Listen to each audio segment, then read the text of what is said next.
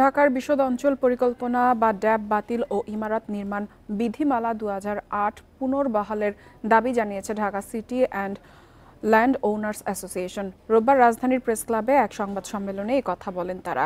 এ সময় তারা আরও বলেন, তড়িঘড়ি করে দেশের স্বার্থ বিরোধী বেআইনি ড্যাব প্রকাশ করা হয়েছে। বান্ডেল থাকলে প্রতি সেনমানিতে টাকা বাঁচবে। বিকাশ সেনমানি বান্ডেল কিনে জিতুন প্রতি লেনদেনে। এতে নগরবাসী ভবন নির্মাণের ক্ষেত্রে চরম বৈষম্যের শিকার হচ্ছে। রাজুকের স্বেচ্ছাচারিতায় প্রতিনিয়ত ভোগান্তি পড়তে হচ্ছে সবাইকে। পরিকল্পনাবিদরা কিছু ভূমি ব্যবসায়ীদের পক্ষে অবস্থান নিয়ে ড্যাবের সংশোধনীতে বাধা দিচ্ছে বলে অভিযোগ করেন ভূমি মালিকরা। নতুন ড্যাব কৃষি জমি ও জলাধার ধ্বংস করে পরিবেশের বিপর্যয় ডেকে আনবে। জনস্বার্থ বিরোধী বৈষম্যমূলক ড্যাব বাতিল না হলে আগামীতে কঠোর কর্মসূচির হুঁশিয়ারি দেন ঢাকার জমির মালিক।